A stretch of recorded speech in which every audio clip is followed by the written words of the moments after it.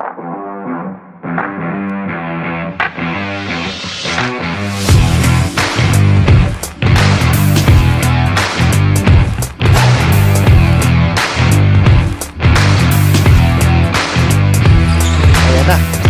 intercepts the pass. Luha knocks it off.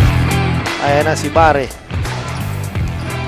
4 against 3. Bare with the easy layup. Grabe partner. Kashmir Bare. Instant offense kagad. Ayan na si Sumayaw. Bare attacking the defense again of Milaor. Ay, Minalabak. Pintis yan. Talaga naman. Sobrang intensity ng batang to. Very aggressive. Ilan ng taon kaya ito coach si Bare. And meron din ako napapansin sa part na Minalabak itong number 28, yung kanilang do-it-all guy na talagang when it comes to offense and defense, ayan na. Ayan na. Uy! Ang sinasabi ko. Pakitaan sana tayo. Pakitaan, nakakuha ng foul pero at least nandun yung effort. First half. First half coach. 8-point lead by Minalabak. Ayan na si Razon. Medyo hindi pa. Isa sa mga missing link ko si Razon. Kasi nung na-cover ko sila, yan, narinig ako. Yun na nga. Back-to-back threes on the part of Baal. And yun na nga, the score is 30-43. Minalabak is now up by 13. Ayan na si Bare. Drops the ball to Sumayaw with the undergo stab for 2. Grabe partner, ayan na. Medyo nangangalabaw at binubuli din Sumayaw mga bigs. Ayan na si Luha, attacking, crosses, kaso na-intercept ni Bare. 3 against 3. Razon with the easy 2. Ayan na talaga tumatakbo na. Ayan na si Belica, Luha for 3. No good, rebound ni Razon. Tinapik papunta kay Bare, 2 against 2. Bare attacking Belica, Bare with the fake. And 1 for Bare. Ayan na. So aggressiveness nila, nandiyan na.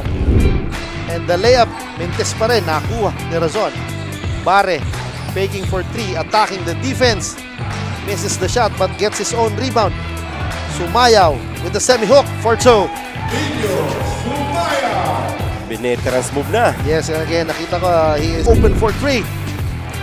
Irons it. Outlets to Bare. Bare is rushing against Divino. Bare with the lefty layup. And gets a foul.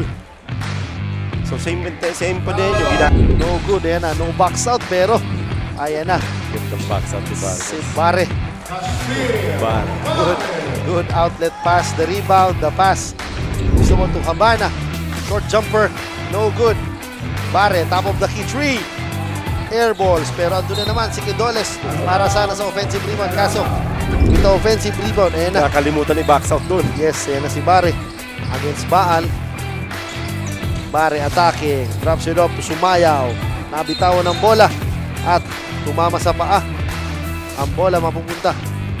Kasi, ayan na si Luha. Gives the ball to Baal. Intercepted by Bare. Bare flies. Scores for 2. Ayan na. Grabe, coach. Good defense on the part of Quidoles. Ayan na si Bare.